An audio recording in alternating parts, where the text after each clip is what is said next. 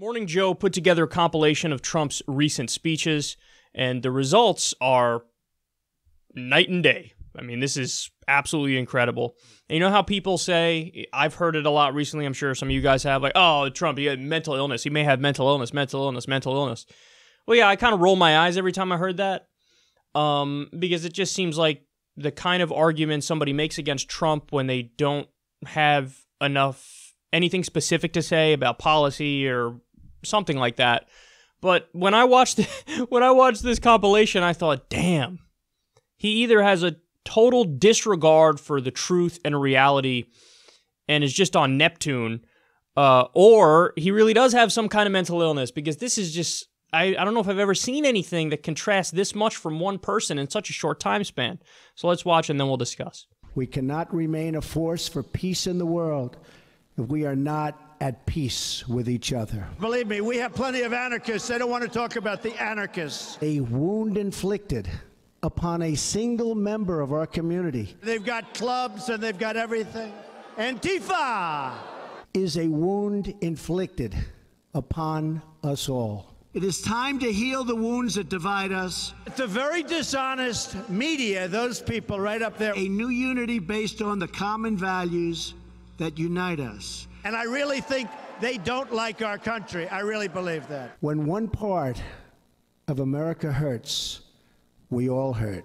These are sick people. And when one citizen suffers an injustice, we all suffer together.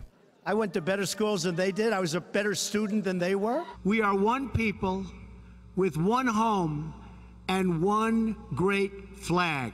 I hit them with everything. I got the white supremacists, the neo-Nazi, I got them all in there. We have no division too deep for us to heal. Yeah, KKK, we have KKK. I got them all. There is no challenge too great for us to conquer. The only people giving a platform to these hate groups is the media itself. That's fucking incredible, man. That's unreal. I gotta be honest, when I saw, like, the headline of this, it was like Morning Joe compilation, Tale of Two Trumps or something, and I thought, okay, here we go again. So I planned on, let me watch this segment, see what it is, and then my commentary will basically be, yeah, that's great and all, but if you really want to defeat Trump, you have to focus on his policies and how disastrous they are for the American people. But then when I actually watched the segment, I thought, whoa! So, no, that there actually is an argument there. Just using his own words, his own incoherence and how contradictory he is in his message in both of those. And this is the same fucking week that he's doing this. That's unconscionable. So, I think the real lesson here is, of course he's unstable. Now, to be fair, one, he's reading off a teleprompter and a speech somebody wrote for him, and the other one, he's riffing himself and shooting from the hip. But the point is, this is indicative of Trump in every respect. So you get it with his demeanor and his outlook, and one day he wakes up, reads off the prompter, and he acts like the way a leader should in a turbulent nation at a turbulent time, where, oh, if one of us is heard, all of us are heard, and let's come together in unity and this and that. And then the other one is just him going off the rails. But you could see this, you could see these contrasting statements in everything he does. So, you know, the best example is probably war. When it came to Afghanistan, there was a guy, I mean, save maybe Ron Paul and me, there's only one other person who was as clear as ever that they're against staying in Afghanistan. That person was Donald Trump. We went through his entire Twitter history and the comments he made from 2011 and onwards. He made at least 7 different really crystal clear statements of, what are we doing there? This is stupid. Let's spend the money here at home. Let's get our troops out now. He said that over and over. Even in 2012, he did a video, recorded a video where he's backing Mitt Romney in the 2012 presidential race. I think it was during the primary when there was some rift between Santorum and Romney. And Donald Trump goes out there and talks about how this is so stupid. We have to bring the troops home from Afghanistan, and we have to do it now. I mean, we're just wasting money. We have nothing to show for it. They don't want us there. It's useless. And then he ends up flipping. So what you see here in terms of his contrasting, contradictory, his outlook, how one is all about unity and love and the other one's all about hate and, oh my God, isn't that side stupid, and the fake news media and the stupid liberal protesters and all that stuff. That happens with everything. It happens with war too. It happens with every policy you can think of. He's advocated for both sides of every policy you can think of. He was so strong against Afghanistan, then all of a sudden he's like, yeah, we're going to stay there. And, the news is we're going to keep about 4,000 troops there, and we're going to escalate further. And now we're even prodding Pakistan on this front, too, and calling them a haven for terrorists and whatnot. So there's no way that you can support him based on substance. That's the point that we're at. Like, you can't say, hey, I support Trump because I agree with his philosophy. Because he has no philosophy.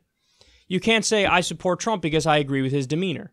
He has no demeanor. It's like a light switch, on or off. He can go out there, oh my God, look at me. I remember back during the campaign, when it was on the campaign trail, he said, people say I'm not politically correct. I could be the most politically correct you've ever seen. I could be so politically correct it'll make your head spin. So in other words, depending on the context, depending on what room he's in, depending on what audience he's trying to pander to, when he's in front of a rally crowd, I am not politically correct. I tell it like it is. I'm a straight shooter. When he's in front of a more DC elite crowd, I can be the most politically correct you've ever seen. It's tremendous. It's unbelievable. But that's him with everything. So you can't support him based on substance. The only way you support him is based, feel. Like, okay, I made this assessment during the primary too. I think the people who are ride or die Trump supporters, what they do is they write off everything that he says that they disagree with, because they say, oh, he's just saying those things to, appease the stupid liberal media or get the Democrats off his ass, or, that's Trump being Trump kind of thing. So, when he says something I disagree with, write it off. But everything he says that I agree with, those are the things that he really believes. This is how people think. But you have to realize how stupid that is. That means you're not really being logical in making decisions to pick politicians who are best going to help your life and your situation. I mean, this is Jekyll and Hyde we're talking about here. I mean, the contrast in those two things, it would be one thing, it would still be ridiculous, but it'd be one thing if those statements were a year apart. That was the same fucking week. The same week. It's like unity, oh, okay, no, anything but unity, fuck unity. I'm going to place blame on people, I'm going to rant against certain people, I'm going to tear us apart. So, I mean, that's what he does when he's, oh, let me give the speech to the nation on the teleprompter. And then the other one's at a rally. The one where he's going off the rails is at a rally. Dude, cameras exist. We have you on tape in both of them. And he doesn't seem to get, that he can be held accountable. It's almost like whatever he's saying at that moment, he thinks that's the only thing he said and the only way he's acted. But we have video evidence that the opposite is true. That you've acted in a variety of different ways and you've said polar opposite things on policy. So it is an unhinged lunatic running the country. A contradictory, off his rocker, unhinged lunatic. So that is genuinely unsettling to watch. And you just hope that in one of those moods, he doesn't make a decision that is beyond disastrous.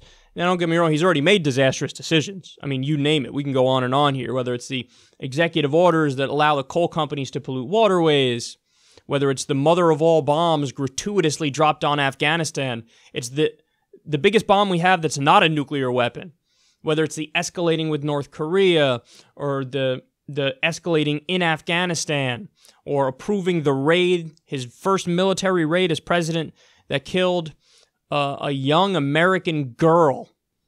I mean, he's already made horrendous decisions. But with a guy who's that off. You never know. I mean, he could really just get us into World War III. I know it sounds crazy to say, but these things happen, man. World War I happened. World War II happened. What, you think everything's so stable? Does it look like it's stable? I just showed you the definition of unstable.